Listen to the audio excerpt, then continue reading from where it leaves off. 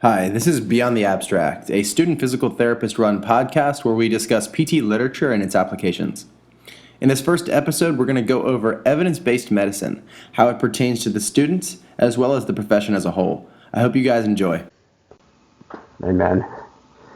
So, All right, so go ahead, John. just kind of to recap, so we're trying to do a student podcast where we kind of discuss research in our field of physical therapy and just go over some things that we find important as students and that we want to share with others in the profession. Yeah. We're kind of doing this because we believe it's necessary to stay on top of evidence so that our treatments are as best as possible, and kind of to show that even as students with big loads and with working, in addition, we're able to stay on top of things regardless. So Yeah, absolutely. Just showing that, like you said, this is a super manageable thing, and it's very necessary for us moving forward, and advancing the profession into something that's even better than what it is now. Well said. So we're going to start with evidence-based medicine itself, kind of go into what it is. We're going to review two articles. You want to kind of explain those a little bit, Sean, since you kind of found them? Yeah. Well, I mean, we've only got two articles. It's we've got evidence-based medicine, what it is and what it isn't, by Sackett, and then we've got the progress of evidence-based medicine, a quarter century on, by Djulbegovic and Guyatt. And we actually got these articles from Clinical Athlete's first podcast, so all credit to them, and we're kind of copying them. It's okay. They'll get over it. But, yeah. I would think they would be still happy about it. Yeah, for sure. Maybe this is our one-way ticket to getting on their podcast, because, I fanboy over them so hard. I think we all do. Right. But, yeah, so let's start with one of these questions. I think we were focusing on one of John's questions, which was, let me just read it real quick. Evidence-based medicine is portrayed as a young discipline. How much younger is it in the PT world? And how many of our interventions were developed before evidence-based medicine was considered? And does that affect their validity? John, do you feel like you need to expand on that any? A little bit, sure. Just a basic rundown. I think it's evidence-based medicine itself, though having some aspects of it, I guess, originating, I guess in the ancient world, according to the article. It's pretty new overall, right? And I think in PT especially, maybe even newer, and because we're just becoming a more independent profession, we still kind of have some catching up to do in regards to using evidence and following evidence for our interventions. And I feel like a lot of the interventions we have now were based off of just clinical experience, or mostly come from that kind of observation. Before evidence-based medicine and research was more important. So I kind of just wonder how that affects their validity and their usefulness. Definitely, and maybe even kind of you spoke to being like, because we're just becoming more of an independent profession. I wonder how much of our job was kind of like you're a technician, right? Like kind of just doing what the surgeon says, doing what the referring physician says. So maybe that's a factor in why this is maybe a newer concept in our own profession. Maybe. Yeah, it's possible. Yeah, I don't know. Does it affect a lot of the stuff that we do in terms of validity? Yeah, definitely. The thing that comes to mind are maybe some of the manual therapy techniques that we've learned, some of the diagnostic criteria. The thing that comes to mind is like the Syriac's method of diagnosis. Is it helpful? I think that's kind of up in the air whether or not it's helpful. And it just seems like a lot of this stuff is kind of coming from, like John said, just clinical experience and observation, which, is useful, but I think it's only useful for asking questions that can be tested and studied scientifically. I don't think it's, as helpful just to kind of create this whole thing based off observation, because, there's such a high risk of human error with that. What do you guys think? Yeah, absolutely. Yeah, are you ready to say something, John? No, sorry, I was just agreeing with Sean.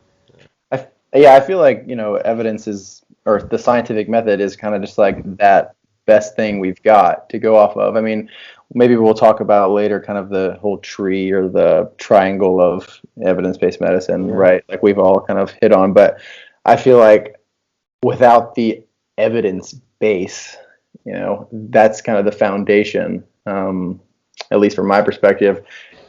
I would have a hard time implementing implementing interventions based off of strictly clinical experience or strictly anecdote. But that's just kind of that's how I feel about it. And I don't know if maybe all clinicians don't share that. I think, just real quick, I think that's kind of going to dive into the heart of what we're talking about a lot, because we say clinical experience, and that's in the whole evidence-based medicine, triad, like you mentioned, incorporates clinical experience, research, and patient preference, right? But according to like the second article we have, it talked still can't say the name, but Djulbegovic. Djulbegovic, I think. Okay, so still slaughtered it, but That's all right. Anyway, so they talk about evidence-based medicine is using the best evidence we have, right? Yeah. And I feel like that's kind of being debated. What is the best evidence? But I mean, as far as we know, there's still a general consensus that quality studies, obviously, when you're controlling for bias and error and stuff like that, are still the highest form of evidence we have. Yeah.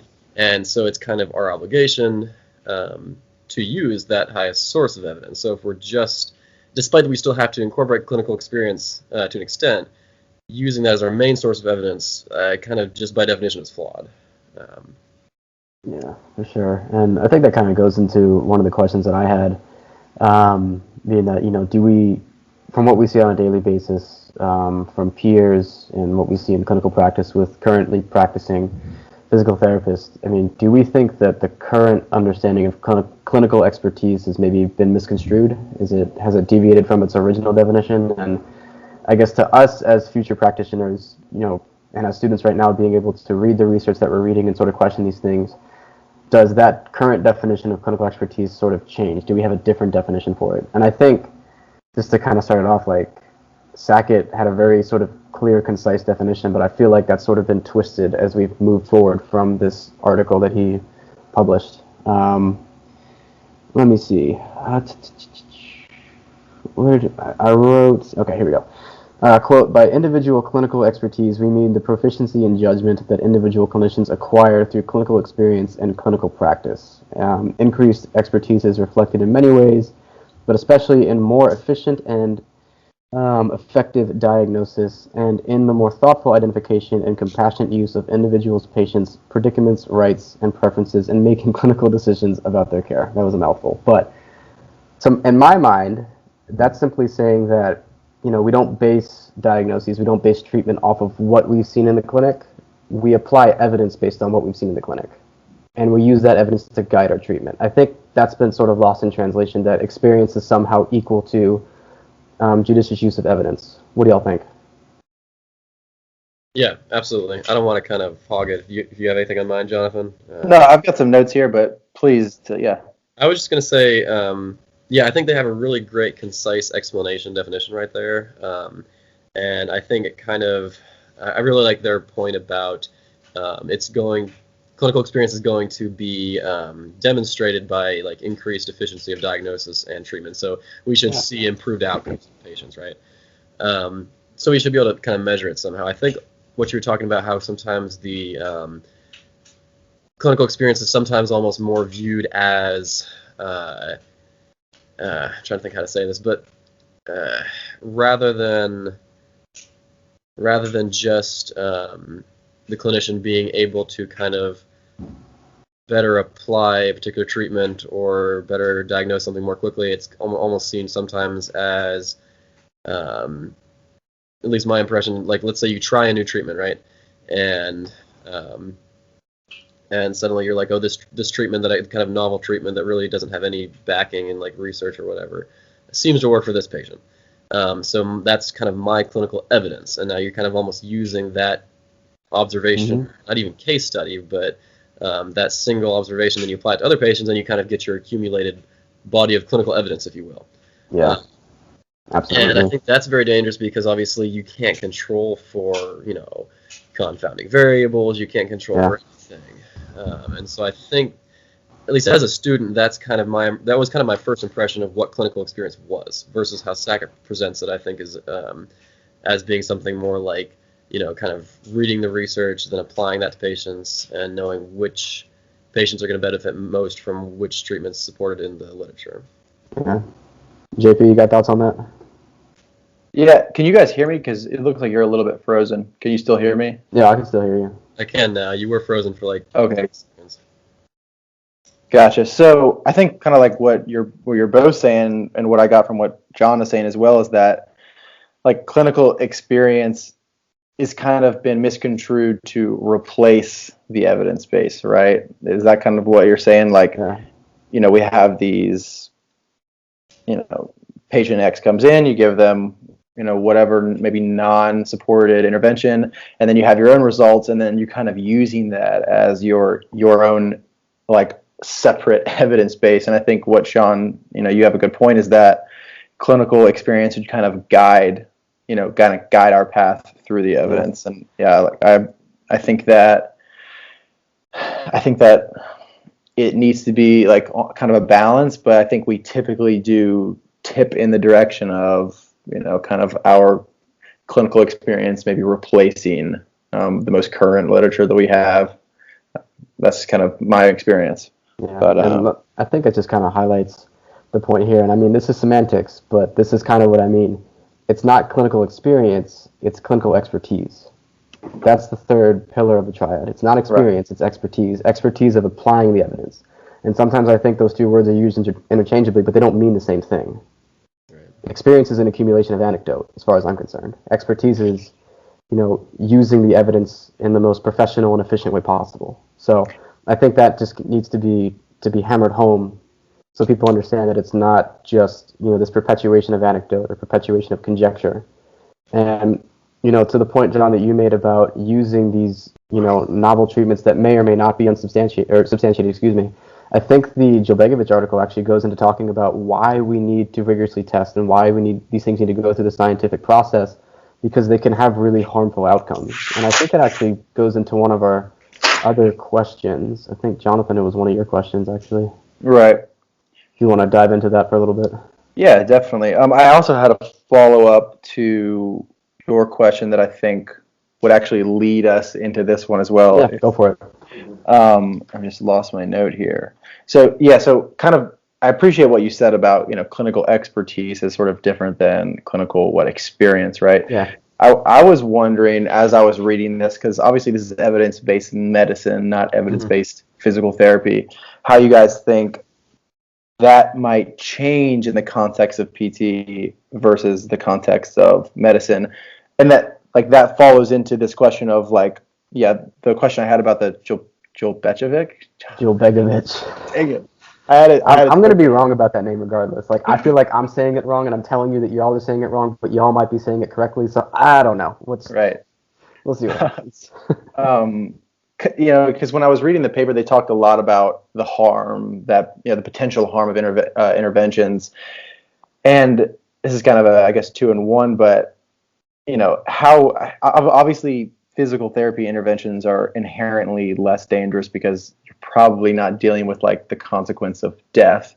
So I feel like I know I'm asking 2 questions here. I'm asking how clinical expertise in the context of PT is different, but also, there's this sort of level of risk that's different as well in PT. So people could make the argument that it's less of a priority. So I know that's kind of a lot to unpack, but because to me it seems, MDs, physicians have this kind of, it all kind of comes down to, where you're taking in the patient's values and preferences, right? In that, in the context of, your clinical expertise kind of guiding the evidence. So it's not such cookie cutter. Mm-hmm. But my thing is, does a PT necessarily need to, I mean, we only have a select amount of interventions. Like, does a PT need to alter their actual intervention as much as a physician might, just based on kind of the different amount of like tools we can really pull from? And I know I'm putting a lot out there. I just kind of want to hear y'all's thoughts on those general differences. Yeah.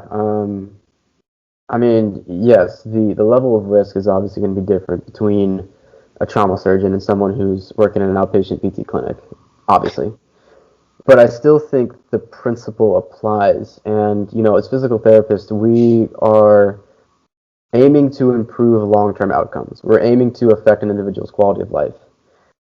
Yes, that's not as severe as someone on an operating table, but the way I think about it is if I can get someone to be as independent as possible and they don't need to rely on me and my interventions, whatever they may be, then that is going to have a bigger benefit on their quality of life than someone who feels they need to come back and continue to see me for X treatment.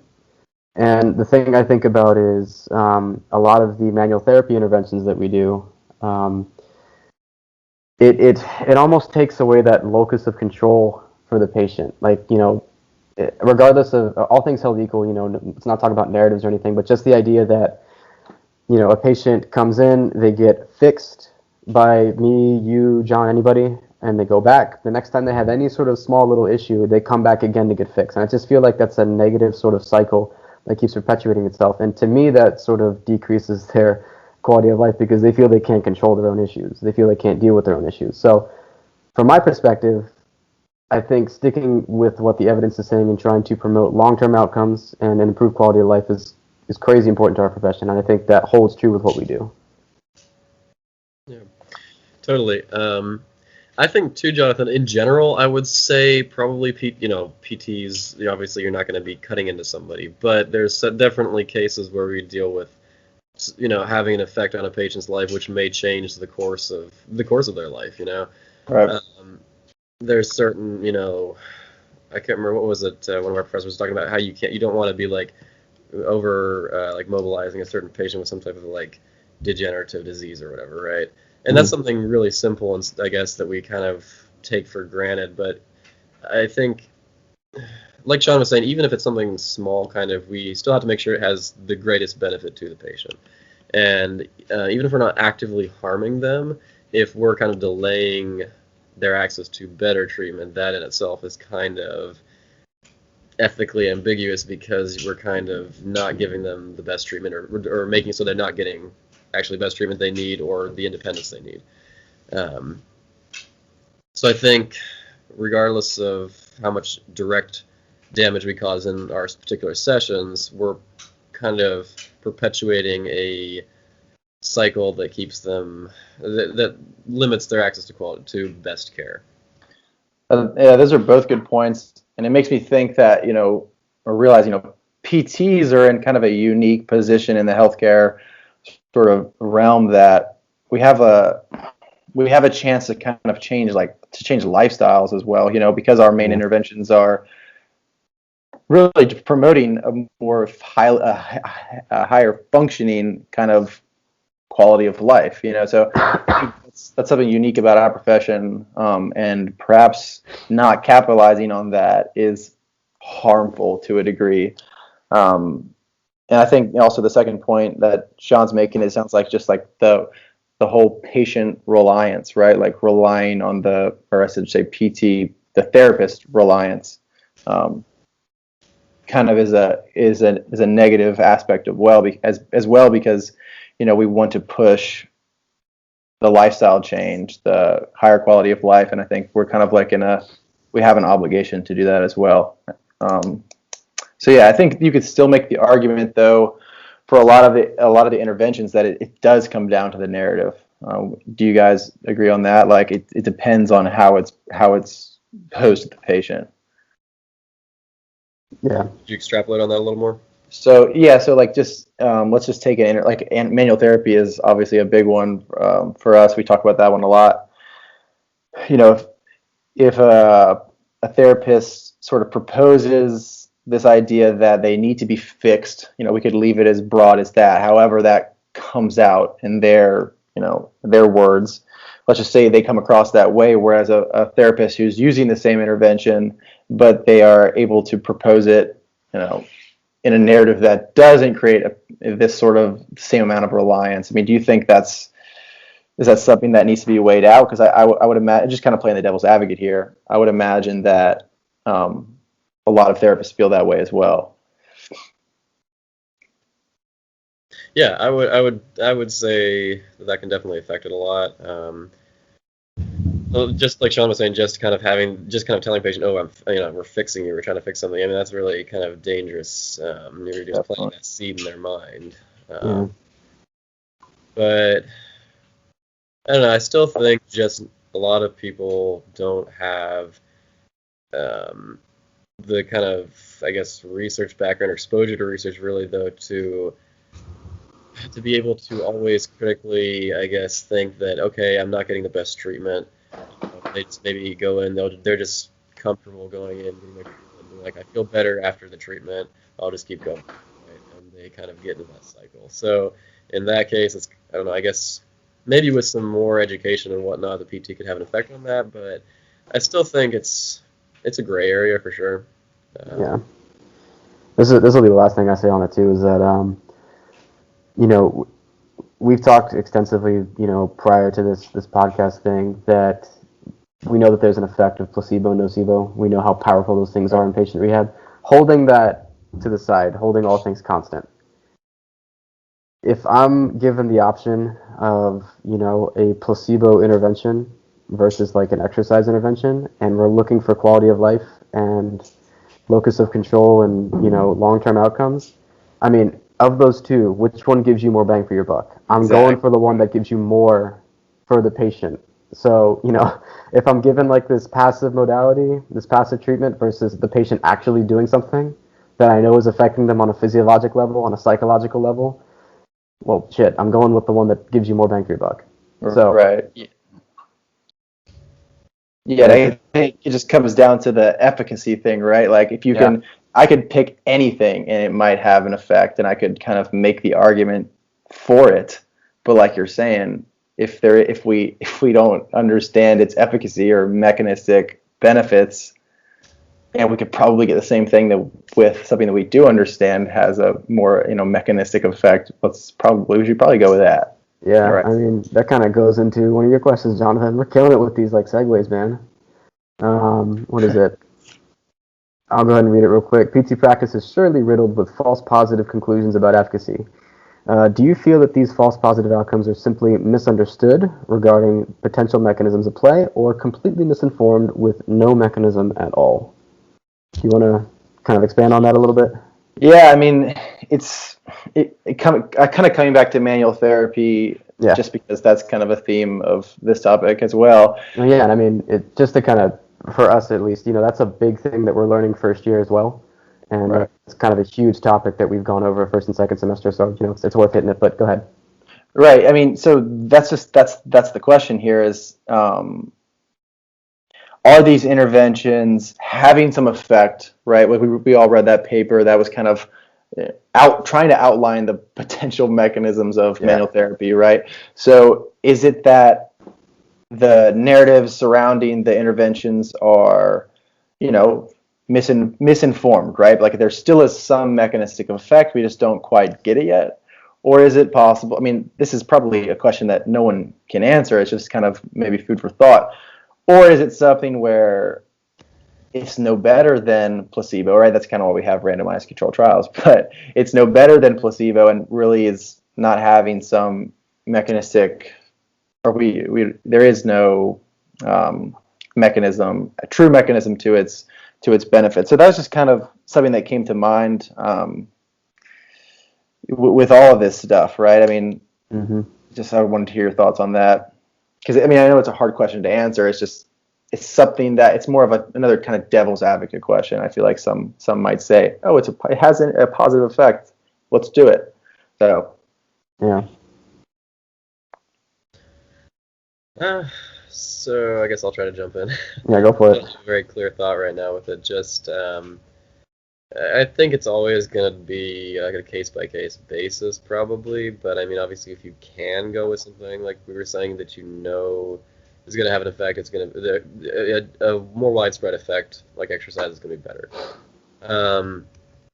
As far as let me just read the question again, just make sure I'm kind of staying on track with it. Very good. Misunderstood or completely misinformed. Kind of what I get from what you're saying with that is kind of like, is there maybe something we just haven't figured out yet through research, or Right. are they just completely?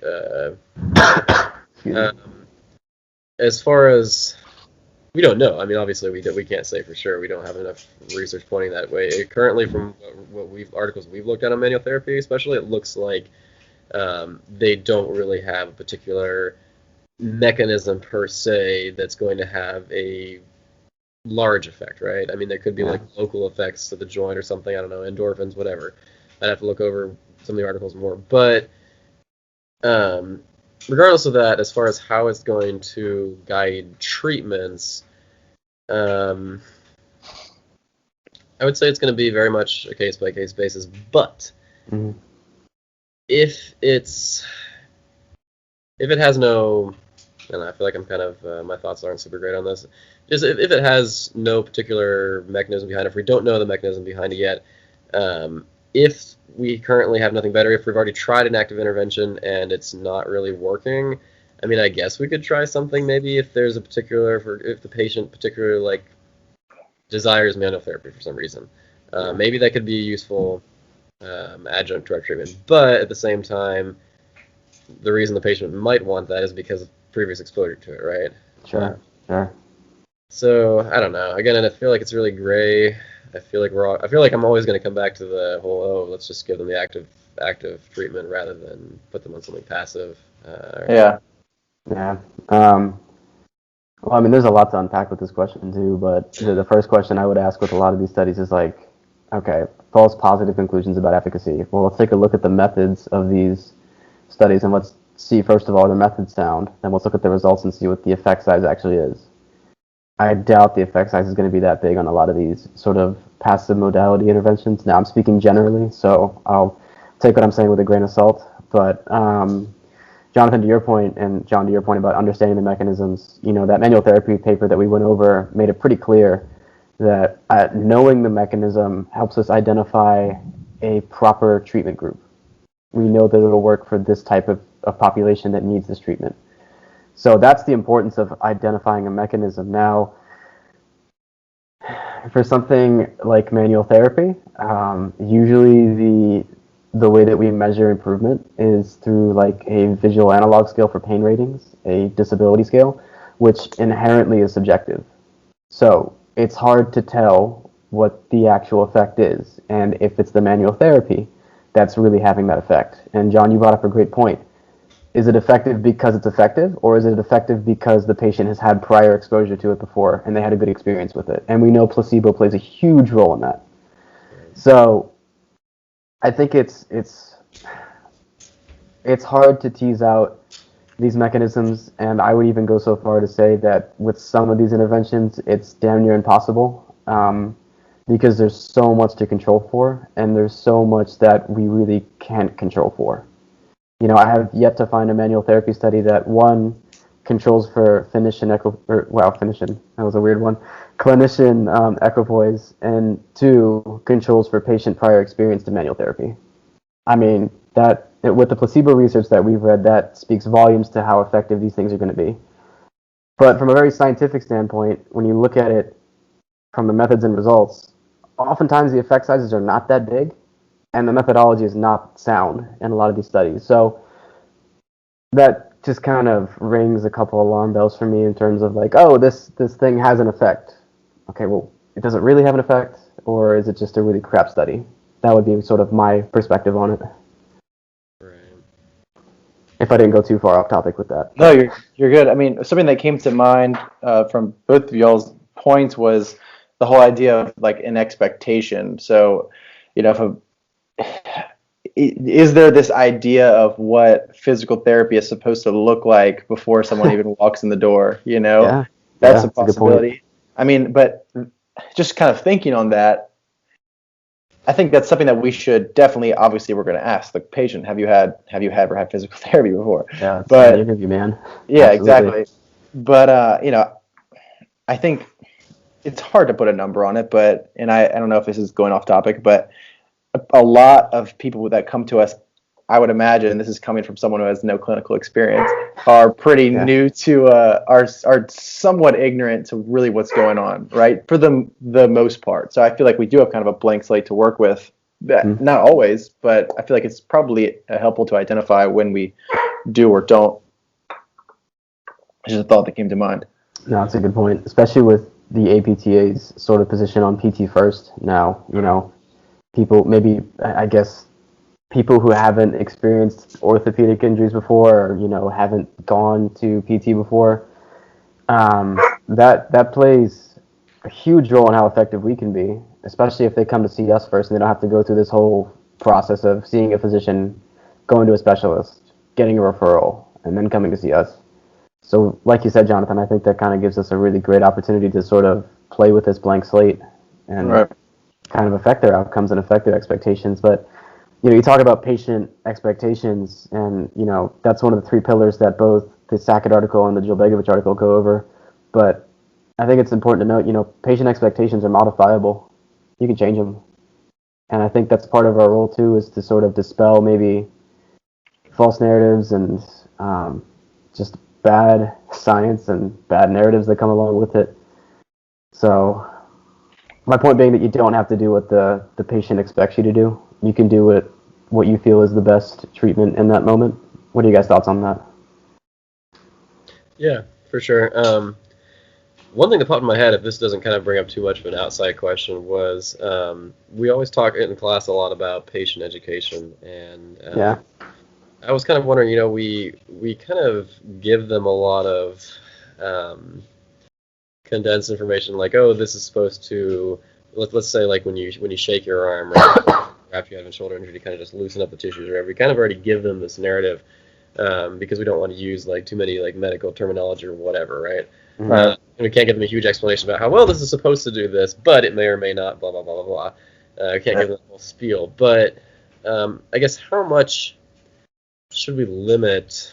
How much should we limit, I guess, that kind of patient education, really, or if we don't understand the mechanisms? Because I think that's kind of where we're coming through with a lot of our interventions. Like Jonathan was saying, in your kind of your question is, are the mechanisms understood or are they misinformed? We really don't know at all for a lot of this stuff. So I don't know. What do we tell them? How to, and like Sean was saying, to dispel their, or to give them new kind of, I guess, expectation or whatever. What kind of expectations are good? What ones are bad? How should we go about that? And maybe once we're in the clinic, it'll maybe be clearer to us. Yeah, maybe it'll click. Yeah, but Jonathan, I'll let you take that one. Sorry, I had a lot of thoughts. So your question was kind of, could you pose the last part of that for me one more time? Right. So kind of what kind of patient education should we be giving, and is beneficial to the patient, and what kind is not, should we limit, I guess. Right. Yeah, it's kind of a tempting thing, right? Like to want to, I mean, I guess it also depends on your personality, but to maybe walk the line of you're actually just over explaining, you know, like what the research says on one intervention. But something that, I don't know, I think something that Quinn said in one of, I can't remember when it was, maybe it was a podcast or something like that, but that for him, it's kind of freeing in a sense to accept that we don't have a full understanding of a lot of this stuff, because you don't have to over explain it because we don't really know. Like, so it's not really on you to explain something that we don't understand. But it doesn't necessarily, I don't think, answer the question you're asking, which is like, you know, we still have to tell the patient something. Like, you can't just do something and have no explanation. So I don't know. I feel like I have better answered that in a couple months, you know, when we kind of get out there and see how that plays out. But I'm kind of just wondering, like, how do we? Like, you kind of narrowed it in my thoughts while you're saying that. Hey, stop! Sorry, I got dogs in the background. No worries. So how do we, since we do need to give them some type of education, how do we do that in a way without perpetuating some type of narrative that may get stuck in their head and kind of maybe create something dangerous down the road, right? Yeah. That was kind of the crux of what I was saying. Yeah, that's the question, man. I think that I'm curious to hear what Sean says about that, because I'll probably just ramble on, but that's a crucial question I think that we all Yeah. ask. Yeah, definitely. I think it kind of goes back to the whole patient by patient, case by case thing, because you'll have people that come in that are way more susceptible to certain narratives than others. I mean, coming from an athletic background, you could kind of tell which of your teammates was likely going to, sort of flaunt and exaggerate an injury versus the person who might have, fractured the tibia and fibula and tried to get up and keep playing. So I think that kind of goes with the patients too. Like, you'll have patients that come in that, don't give a crap about what you're saying and are just going to do what you tell them, or they're going to be people who take what you say to heart and kind of let that govern the way that they go about things and the way that they approach rehab. Can we control for everything that we say? No. I mean, we're people. We're going to talk about things, and sometimes we say stuff that we probably shouldn't say. But like Jonathan was saying, I think being honest with the patient is probably going to be the best thing that you can do, and they'll respect that, and that's going to sort of strengthen your therapeutic alliance. So if you're doing something and you don't know what the mechanism is, maybe just explain that, or better yet, don't do it. If you don't know what the mechanism is, do stuff that you know that there's a mechanism for. Yeah. Like that would be my argument, at least. But when it comes down to it, just being open and honest with the patient is going to be the best, I think, especially for forming that therapeutic alliance, which we know is so powerful for their long-term outcomes and for successful rehab. Right. Yeah, and not to if we want to get back to one of these hard questions, we can do that. But that kind of makes me think it comes back to that same question of how is clinical expertise different for us? Because, like you said, do the thing that choose the thing that works, that you know works. Yeah. You could make the argument that that's too simplistic, and that's not considering the whole patient values and preferences. Now, you could make that argument, but kind of in my notes here, I was talking about how I feel like as physical therapists, we have a lot of freedom with exercise, right? You have there's so many variations on exercise, and if that's what you want to get, a patient to do, that let's just say exercise is your intervention, dude. Imagine how many thousands of ways you could twist that into, to getting the effect that you want. Whereas kind of maybe the more medical approach is we know this drug works for your condition. I don't know what else to do, what else to tell you, kind of thing. I'm not a doctor, but so I feel like we have the freedom to implement evidence-based practice pretty freely. We just have to kind of work around it. Does that make sense, what I'm trying to say? Yeah, absolutely. That's definitely, that sounds like clinical expertise in a nutshell to me. Just picking the most efficacious and efficient way to treat, a given diagnosis or a given condition. Right. Yeah, it's not. I saw in my clinic that this worked, so now I'm gonna always implement this thing because it's worked for patient X, Y, and Z. It's kind of, that's replacing the evidence, at least in my opinion at the moment. Could change. Jan, you got any final thoughts on that? No, I think you all kind of hit on some good points. It's hard to kind of bring it off the main questions there. Fine. Oh, no, you're good. We all do that. Let's see. What's another good question that we can do? Y'all want to talk about the Sackett or Djulbegovic article, or do you not care? Doesn't matter. I'm just kind of looking through the questions. It's all the same topic, right? Yeah. I mean, this kind of relates to the last point that we had. John, you proposed the question from the Sackett article. The article mentions a critique of evidence-based medicine that, quote, practice may become tyrannized by evidence, unquote. However, isn't it often frequently dominated by tradition? Great point. How would a purely research-based approach actually affect practice and patient regard of preference? All right. Yeah, and I kind of misspelled some things there. I was I meant how does it affect regard of patient preference? Okay. Copy. Anyway, so one of the proposed criticisms of evidence-based medicine in the Djulbegovic article said that some people say that evidence may kind of tyrannize practice, so that everything we do is kind of cookie cutter, one way. We don't have any freedom. And honestly, I don't know if that's really going to be true, because currently we're always going to be kind of guided in treatments by anything, right? And just due to the amount of research and evidence that there is, kind of like we were talking about earlier, our clinical expertise maybe would be learning to apply which of that evidence is best, and sorting through that evidence and then finding what's best for a particular patient population. So I think that still allows a lot of freedom. I don't think it would actually,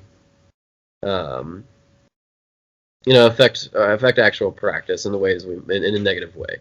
I think, as it is, tradition still kind of directs a lot of our practice anyway, because if you do something that's not traditionally accepted, like Adam Meekins, who completely does away with like manual therapy or anything besides exercise, right? And a lot of people are like, oh, I remember him mentioning people thought he was like a lazy therapist or whatever because he didn't do that, right?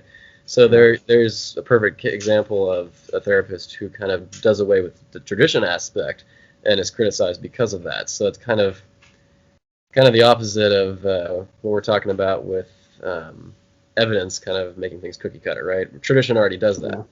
So we instead, I think evidence is obviously a much more solid thing than tradition, and really will allow a lot more freedom overall, because we get to go through and sort out what seems to be best overall as clinician. That's kind of our personal responsibility, and maybe allows us to find the flexibility, I guess, in it a little more. I don't know. What are y'all's thoughts?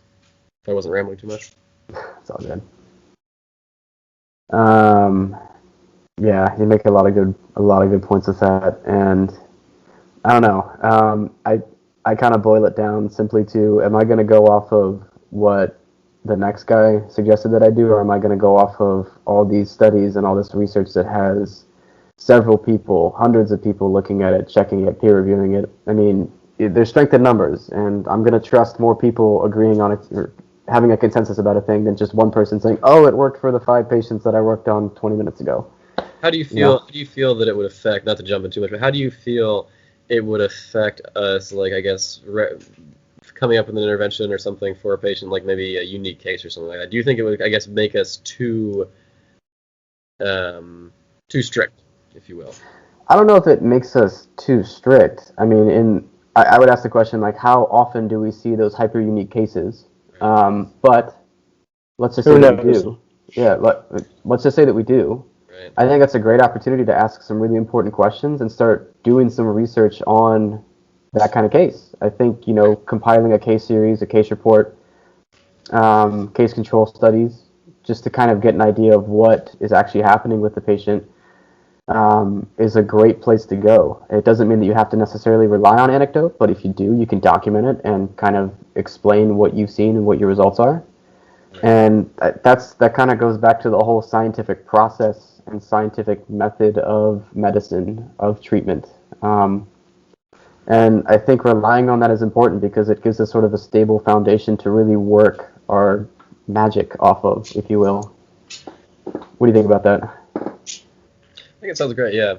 One thought that popped in my head just real fast before I get off here. It almost seems like what we're saying a lot is that we already kind of have to, we kind of evidence-based medicine is seen as applying the best evidence, right? Yeah. And we're already kind of trying to do that by looking at, research and then looking at our personal experience. Let's say we don't have a bunch of randomized controlled trials, we just have a bunch of case studies. In that instance, that's the best research. That's the best evidence. Yeah.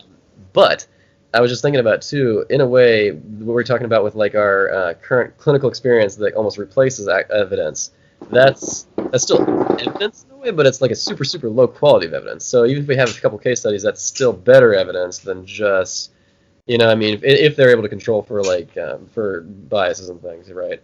Yeah. That's still kind of almost a matter of just using the best evidence. No, it's just kind of funny thinking of it like that. Like, hey, it's not really like what we're kind of saying we saw clinical experience as being portrayed as. Yeah, it's not separate from evidence. It's almost like a really low quality of evidence. Right. Yeah. Sorry to kind of go off on a tangent. No, you were just teasing it out, man. I mean, the only thing that comes to mind is, and Sean, you both hit on this, is the variations in patients that we may see. And but with that said, I still feel like that's where the clinical expertise comes in. And you correct me if I'm wrong here, but my sort of take on this would be, I know what I kind of want to do, right? And this could be where it's viewed as too narrow, but I kind of have this idea that I want to exercise a patient, or I want to get them stronger, I want to improve their functional capacity, okay, which would require active treatments, probably. So, if I'm kind of set on that as a clinician, is that me being too narrow, or is it is it on me to then figure out how I can kind of what I spoke to earlier, like is it how I can vary that active treatment to match that patient versus doing, I mean, it's hard to say without, like a specific case in mind, but it just kind of, I feel like it just comes back to that. Like we can always implement the best evidence. It's just a matter of like how we vary it. I mean, because that's just my opinion, and we haven't been in the clinic, and I'm sure we'll be able to have like some great stories to talk on when we get out there in a couple of months. But from my perspective, it seems like we have a pretty simplistic job, and that is to like increase function. I mean, we could get into that conversation. What does a PT do? But so yeah, I don't know if that kind of answers the question. I feel like people definitely do it for sure, and you can make the argument that the variations in patients would change things, but I don't know if it does to the degree where you'd have to implement, a joint mob to the shoulder. Like I don't know. I think that was just real fast before Sean jumps in, but if you can hold your thought, I think that's a really great point. Is basically it's almost like, okay, I'm going to try to use the most active treatment that I can with this particular patient. And it's like a grade, obviously. If one patient can't do this, we'll try to do them to do the best thing in their particular case. I think it was what it kind of boiled down to, what I saw in your. Yeah. I just think it's a really great clarification. You want to try to do the most active thing that's appropriate for that patient. That's kind of where you get that freedom and ability to kind of use your variation based on what patient you're dealing with, what they're capable of. Yeah, for sure. Right. And one of the things I would say too is, kind of going back to like, we touched on sort of the case studies and case series example being really low quality evidence, but if you have a patient that comes in that's super unique, like you want to look at the totality of evidence, and if that's really just a couple of case studies and a couple of case series, and you go with that, because that is, in that scenario, the best evidence that you have. I think the issue arises when that sort of methodology or approach to applying evidence is extrapolated to a general population that doesn't have these unique conditions, that doesn't have these super specific, like individual case-by-case things. So, could a joint mobilization to the shoulder work in a very specific sort of odd case that you don't see on a day-to-day basis? It's very possible. If that's what the case studies and the case series suggest works best for that patient, absolutely. That doesn't mean you can extrapolate that to general population that has, generalized shoulder pain. It has to be it needs to be spoken to like they're two separate things. They're two different things. So like you pointed out, John, and what you said, Jonathan, like case by case, patient by patient, but it's specific to that patient. It's not. You have to be careful expanding on that and extrapolating that to different people. Do you kind of see what I'm saying? I think I'm rambling at this point. Right. No, absolutely. I think just use case studies, come up with a particular intervention for one patient. Don't get what you learn from that patient and assume it's going to fit everybody. Exactly. Yeah, that's a great way to summarize that. I was looking through a couple of these questions. Yeah, I definitely want to touch on one of those grade questions because I think that goes hand in hand with what we were just talking about in terms of evidence. I guess we're assuming that people might listen to this, but if you don't know what the grade system is, the Djulbegovic article is the one that talks about it. It's sort of a different methodology to rating evidence as opposed to the typical hierarchical. I think we went over that the other day. Hierarchical presentation of evidence. So, the traditional pyramid is like we have, your meta-analyses and your review studies, and then it goes to your randomized controlled trials, yada, yada, yada, all the way down to clinical experience. But the grade system sort of doesn't necessarily rate a study based on its design. It rates it on its intrinsic qualities and the methodology of that study. What do you guys think about this grade system? Actually, I'll just go to your question, John. Even in the grade system, good randomized controlled trials are regarded as the best form of evidence. Why is this so? So, I don't know. How does this grade system kind of help us determine what evidence is the best, and how can we sort of tease this out compared to classic ranking of evidence?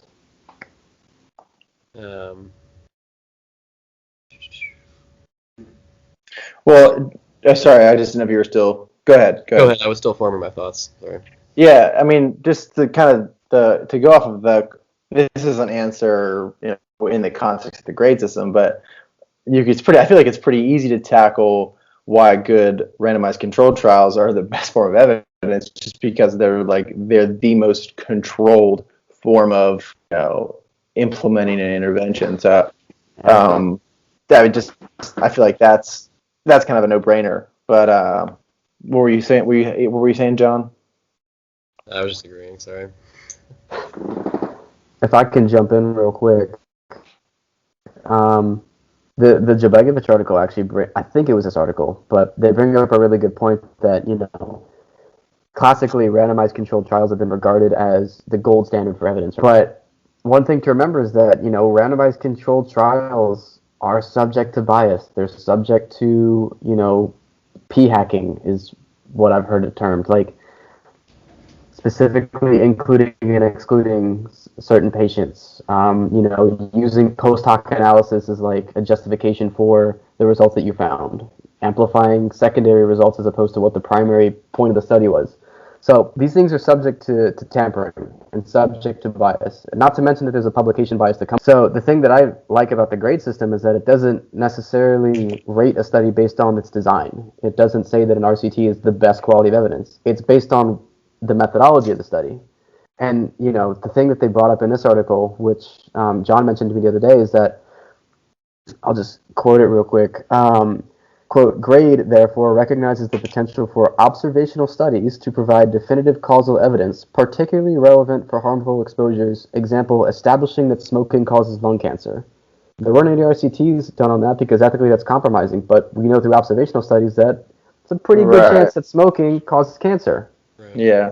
So I think that's a really, really good point, and I really like the way that this grade system sort of tackles the intrinsic value of the study and the methodology opposed to just ranking it based on study design.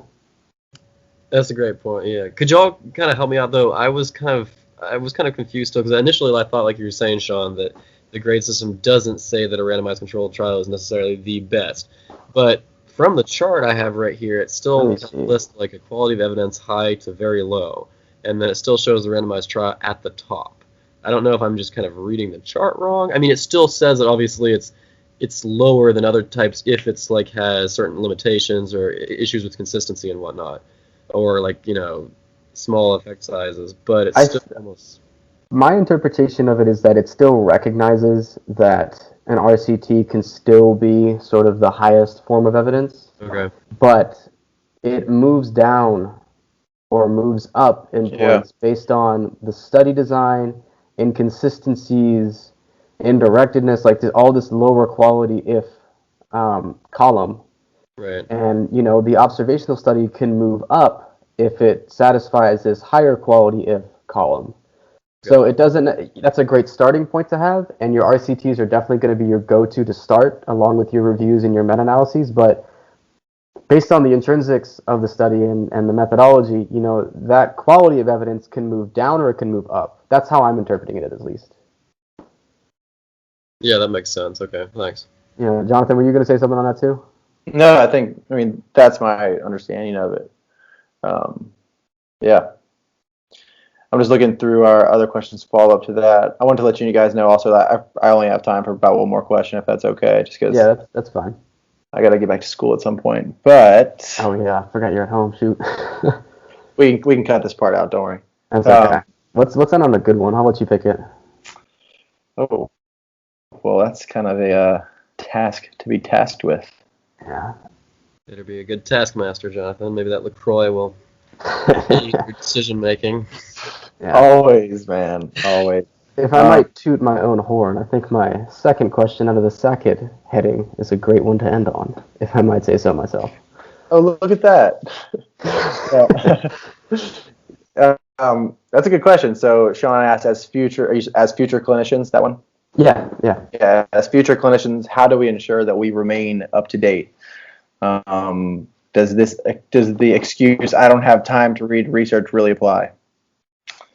No. No. No, I'm just kidding. No,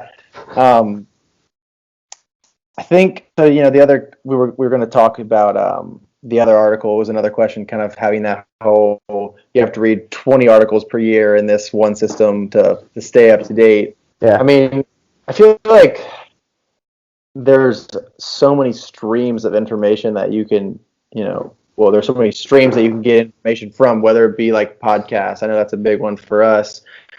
This whole kind of like just discourse we're having, like talking to friends that kind of are like-minded on this stuff. I feel like in age, and then social media is also huge. It just kind of comes down to who it always comes down to the source on there. But so yeah, I feel like we have so many streams to do it on. I mean, that's just that's in my opinion, that's been my podcast, social media, and then always just checking the references. Like, I guess that's not really answering your question of how do I have the time. That's just kind of like how I go about it as a student. How I have the time is another question. I'll let you guys answer. I don't know how I have the time. Well, I mean, I think the time kind of comes down to, like you said, you don't have to do the classic, all right, I printed out these articles, let me sit down with a highlighter and just go through them. And you've got different streams of information. Like, it's so easy to drive to school and listen to a podcast. It's so easy to just kind of scroll through Instagram and you're following a couple PTs that are evidence-based, and they post a couple of points in these articles. I mean, Jonathan, you sent me an online lecture the other day about, like, dry needling. Like, that's easy for me to sit down and listen to that while I'm doing something else, like I'm cooking dinner or doing something like that. So it doesn't have to be this sort of classic sitting down, reading the articles, and doing that. But the caveat is that with all these sources of information, you have to remain diligent in how you filter the information that you get. You have to be critical of the information that you get, and you have to constantly question it. And that requires a little bit of legwork on your part to, maybe read up on it a little bit. But I don't think it's too much to ask. And the excuse that I don't have time to read research, in my opinion, is kind of BS, because what the shit? We're talking about this. We've all read these articles. We're all first-year PT students, so it's doable. It's very doable. Yeah, but we're definitely not better than anyone else. That's for sure. I think it's it's a matter of also kind of your interest. And I'm not saying that. Well, I mean, I'm obviously biased to this question, but that everyone has to go about it in the same exact ways. I just think having the exposure to kind of those good resources. And I'll ask John kind of because I know Sean and I came from a very similar background, right? So I kind of know how he got his start. He probably knows kind of how I got my start in this realm, with the resources through strength training, like Clinical Athlete and Juggernaut training systems, and people that made it clear that they were trying to be as evidence-based as possible. So I'm curious to hear your perspective on how you kind of got to have this interest. Right. So definitely, for me, it kind of started similar with I came across Clinical Athlete. I wasn't following all their podcasts. A lot of it was from Mike Israel's stuff about strength training. That really got me interested in just how important actually kind of looking through the research was, rather than just kind of absorbing bro science, right? And then just talking with Sean a lot really got me to be more active with it, because even though I had an interest in it, I guess I wasn't really as diligent as I should have been with actually going and reading articles and whatnot regularly. I mean, I kind of would browse through them. For school, obviously, I had to do a lot of research review, just kind of my own papers and stuff on research in undergrad. So yeah, it's kind of a wide variety of sources. There were a couple of points of interest that I had, with asthma and whatnot, where I've picked out a few articles, during my research class I had in my senior year of undergrad. And then just really kind of talking to you all and kind of getting in with people, like-minded people, really helps kind of just make you see the importance of it and really motivates you to have the time. Because like you're saying, it's really not you don't have the time, and because there's so many different ways you can access the material.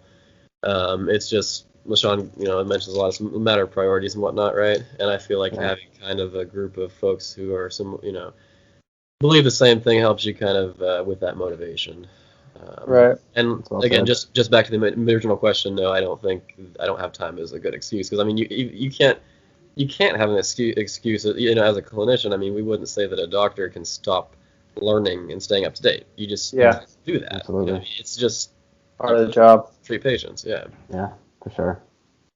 Yeah, I think like kind of my last thought on it is what motivates me the most to read research and ask the questions is kind of the feeling of being a little bit frustrated and a little bit bugged that like we don't know so much, and it's almost motivating for me to like try and find out what the heck is going on once you realize that a lot of this stuff isn't kind of backed up. So that's my kind of final thought on I think too, just realizing that you can kind of, even as a student, you can kind of look through this research and you have access to form your own opinions right now, right? Obviously, you want to make sure you're forming good opinions, so you question it, don't just hold to a dogma. But I think that's actually why it's super important. It's super kind of freeing, like you're saying. It's like you get to look at all this stuff and you kind of get to decide what you think is best, and then refine that as you go through your education and as you start working and stuff. So. Yeah, absolutely. This will be the last thing I say on it too. Is Quinn brought up this point on one of the podcasts the other day. You see so much information in class. As students, we see that like there's just so much to read, so much to learn, but you could almost use it as a sort of way to study the information more. If you understand both sides of the argument, both sides of what the issue being presented is, it'll help you learn it better.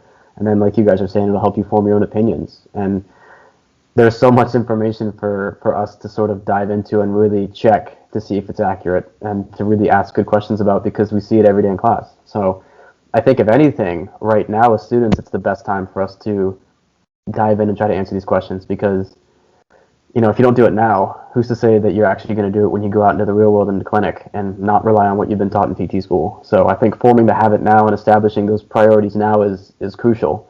And frankly, I think everyone has the time. There's just so many resources to get it done. So it's just up to that person to really latch onto those resources and make the best of it. Right. Yeah, I think we have to stay up. Like you're saying. I mean, obviously now is a good time, but like you've both said, I think this is kind of a lifelong process. I mean, that's one of the best qualities of a clinician that I've ever come across, is someone that attempts to stay up to date and always trying to not only improve themselves, but I guess that's really what it comes down to: improve themselves so that they can better serve patients. So that's where I'm at with it, man. Yeah, man. Well said. Absolutely. Oh man. All right. Well, we made it an hour in, and we got a lot of stuff done. Yeah, we are at an hour and 4 minutes and 25 seconds. So thanks for listening in on our first episode here on evidence-based medicine. We look forward to continuing this podcast as we move on to various topics in the PT literature. As always, if you are interested in reading the papers that we discussed here today or in any other subsequent episode, go ahead and check out the show notes below. Thanks for tuning in to Beyond the Abstract.